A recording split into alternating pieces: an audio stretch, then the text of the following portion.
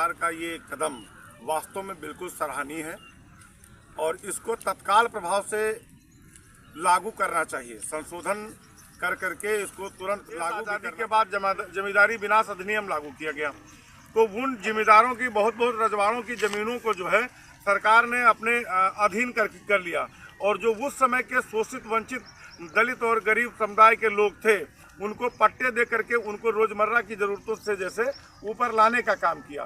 तो निश्चित तौर से सरकार इस जमीन को अपने अंडर में ले करके और उन गरीब मुसलमानों को देना चाहती है जिनके नाम 2 डिसमिल जमीन जी के स्टेटमेंट की कि उन्होंने कहा कि ये मुसलमानों को विशेष तौर से टारगेट करने की बात जो कही है, तो वो तो मैं तो मानता हूँ कि वो माइंडलेस लीडर हैं। उनकी सोच और जिज्ञासा बिल्कुल छीन हो चुकी है और वो हम तो ये कहेंगे कि जितना वो मोटा अनाज खाते हैं उतनी मोटी उनकी बुद्धि भी है। वक्त को लेकर पूरे देश में हंगामा मचा हुआ है और मोदी सरकार वक्त संशोधन बिल लेकर आई, फिर जिसकी जेपीसी रिपोर्ट टेबल कर दी गई है पार्लियामेंट में। विपक्ष उसको रोकने के लिए एड़ी चोटी का जोर लगा रहा है और कह रहा है कि ये मुसलमानों को परेशान करने के लिए किया जा रहा है। जानना चाहेंगे कि वक्त को लेकर के एक आम हिंदू की क्या सोच है, वो क्या सोचता है।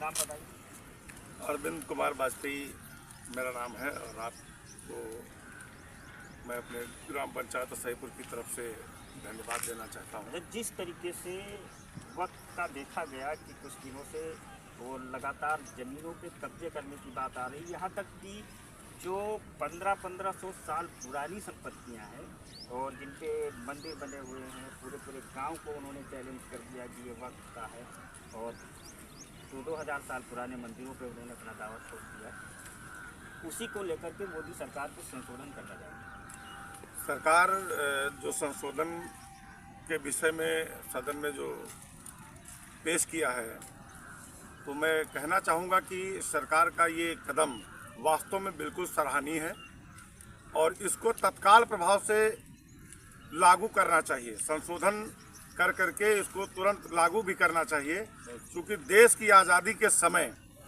वक्फ बोर्ड की बात आए तो जाति और धर्म के नाम पर जो है तुष्टीकरण की नीति को अपना करके भूभाग का बंटवारा कर दिया गया था।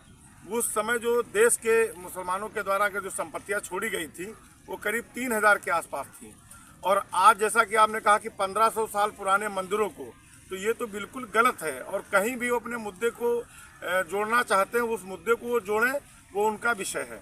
लेकिन रही बात विपक्ष की, तो विपक्ष तो निरंतर तुष्टीकरण की राजनीति कर ही रहा है और भारतीय जनता पार्टी के नेतृत्व की जो सरकार, माननीय मोदी जी के नेतृत्व की जो सरकार काम कर रही है, उसका कोई भी काम आज तक अवानवीय नहीं रहा है।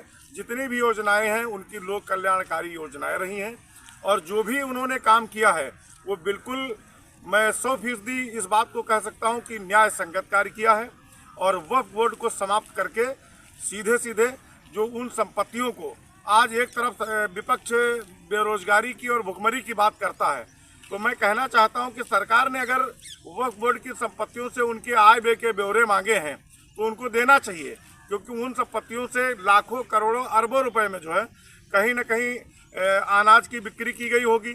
जो बहुमंजिला बिल्डिंगें बनी हैं उनका किराया भी आया होगा, तो वो कहाँ है? अगर सरकार जानना चाहती है तो उनको दिक्कत किस बात की हो रही है? अच्छा, सरकार का एक तर्क है कि संशोधन होने के बाद जी वक्त में पारदर्शिता आएगी जी और उसकी जो संपत्तियां हैं उनसे जो आय होती है जी उसका लाभ आम मुसलमान को मिलेगा, गरीब मुसलमान को मिलेगा। माननीय मोदी जी ने कभी अपने स्टेटमेंट में कहा था कि इन संपत्तियों को हम अधिग्रहित नहीं करना चाहते हैं, लेकिन ये किसी एक व्यक्ति विशेष के दायरे में रह करके उनका सिर्फ निजी स्वार्थ होता है।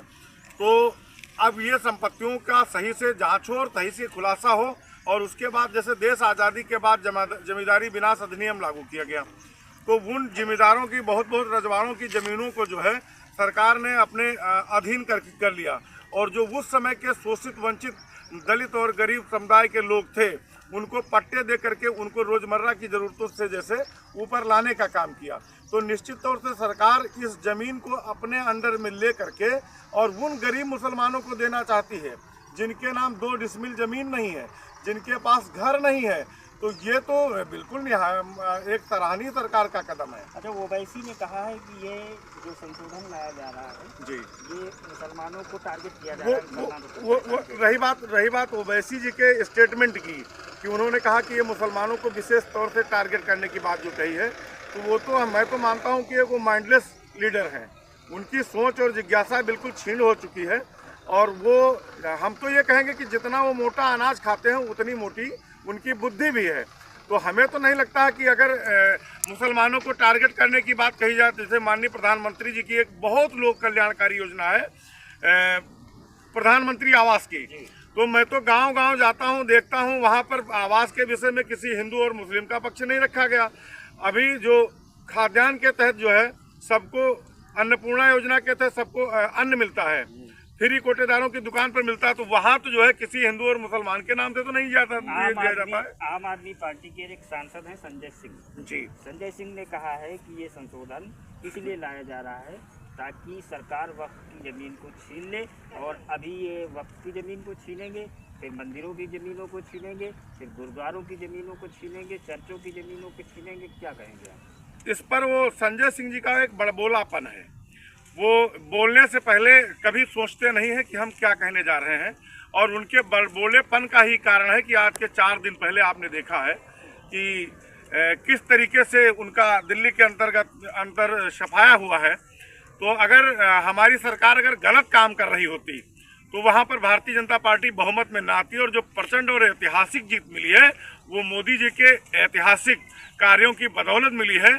और रही बात जो उन्होंने कहा कि चर्च और मंदिरों के लिए जाएंगे, तो भाई हम तो ये कहते हैं कि 560 ईसा पूर्व इस्लाम का ही जन्म हुआ था, तो उसके बाद सभी सनातनी थे। और पौराणिक सभ्यताओं को अगर हम देखें तो सनातन धर्म हमारा सबसे पुराना धर्म है। उस धर्म की मान्यताओं के अनुसार अगर सरकार काम कर रही है, तो संजय सिंह जी को तो मुस्लिम को खुश करके उनकी वोट लेने की बात करनी है, तो वो चाहे संजय सिंह जी की बात कर लें या चाहे उत्तर प्रदेश से अखिलेश यादव जी की बात कर ली जाए, तो एक तरफा राजनीति करते हैं। एक धर्म और एक व्यक्ति और एक वर्ग की राजनीति करने वाला व्यक्ति कभी कोई ऐसा नेता नहीं है जो देश में अपने आप को महान नेताओं की संख्या में अपना नाम शामिल करा पाए। वक्फ बोर्ड जिस तरीके से देश में भू माफिया की तरह काम कर रहा है, उसके तमाम जमीनों पे कब्जे और दावे की बातें सामने आ रही हैं, उसको देखते हुए साधु संतों ने सनातन बोर्ड बनाने की बात कही है और इसकी मांग भी उठाई है। क्या आपको लगता है कि उनकी मांग बिल्कुल एक तरफ विपक्ष जो है, चाहे राहुल गांधी जी हो, चाहे अरविंद केजरीवाल जी हो, चाहे ओवैसी हो, चाहे अखिलेश जी हो, ये जो भी लोग हैं एक तरफ बात करते हैं। अभी आपने देखा होगा और आप ही ने कहा है, पूरे समाज और भारत के लोगों ने देखा है कि संसद के अंदर संविधान की कॉपी को दिखाया गया और कहा जाता है कि भारत संविधान से चलेगा।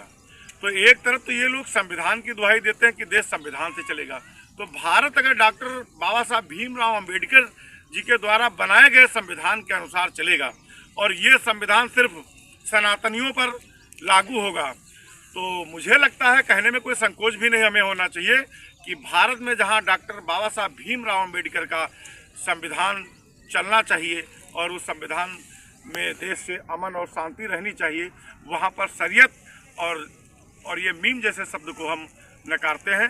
बिल्कुल साधु संतों ने जो अपनी अवधारणा को रखा है, प्रस्तुत किया है, तो सनातन बोर्ड की स्थापना होनी चाहिए।